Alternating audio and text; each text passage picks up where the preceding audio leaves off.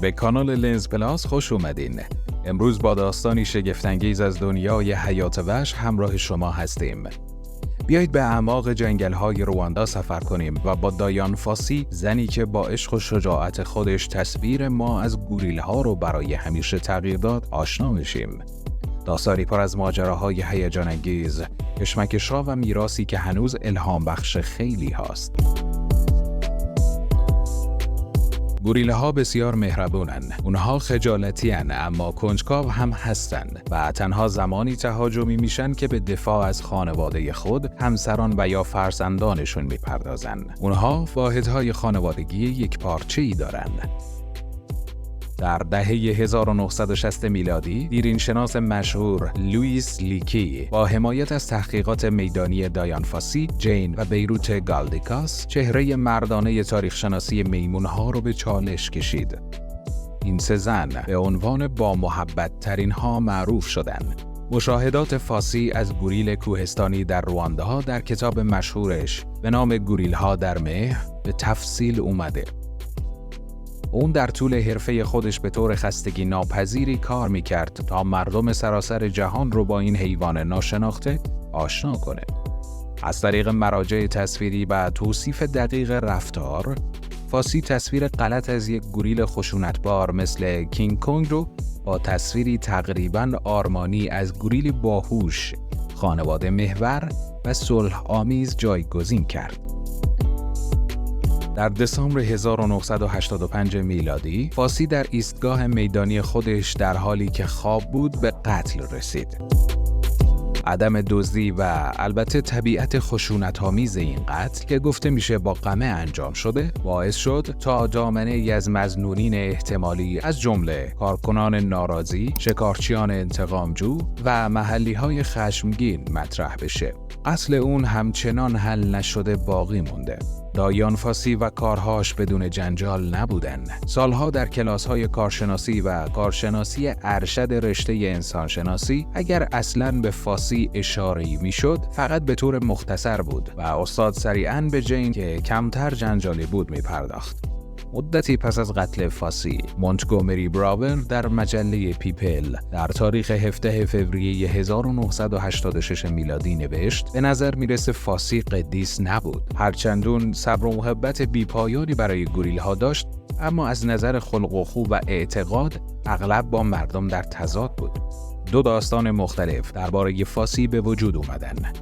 یکی اون رو به عنوان فردی منزوی که از انسانها بیزار بود و همکارانش رو تحقیر می‌کرد، شکنجه‌های خشونتباری برای شکارچیان ترتیب میداد و حتی فرزندان کسانی که گوریل‌هاش رو تهدید می‌کردند ربوده بود رو توصیف می‌کرد. اما داستان دیگه‌ای فاسی رو به عنوان فرد عادی که برای حقوق حیوانات مبارزه می‌کرد و آماده بود تا جان خودش رو برای مقابله با مقامات دولتی قدرتمند، رهبران محلی و شکارچی‌ها به خطر بندازه به تصویر میکشه.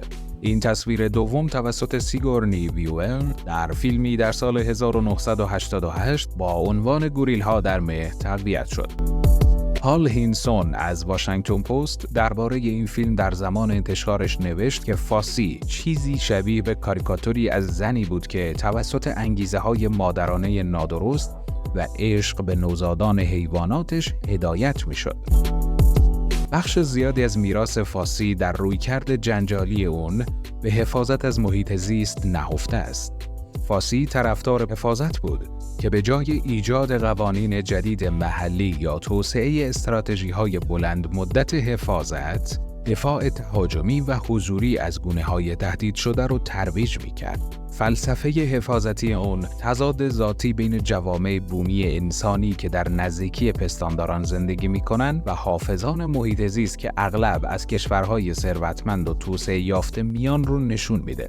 فاسی این فلسفه رو با مواجهه با مقامات دولتی، قطع تورهای شکارچیان، مسموم کردن سگ‌های شکارچی و تشویق گوریل‌هاش برای ترسیدن سیاه‌پوستای آفریقایی که به گفته فاسی بیشتر احتمال داشت شکارچی باشن زندگی می‌کرد. این ذهنیت تضادآمیز به حاشیه جریان اصلی حفاظت از محیط زیست رانده شده، چون نقش حافظ محیط زیست رو در موقعیتی پدرسالارانه قرار میده که احتمالاً توسط جوامع محلی به عنوان سرکوبگرانه دیده میشه.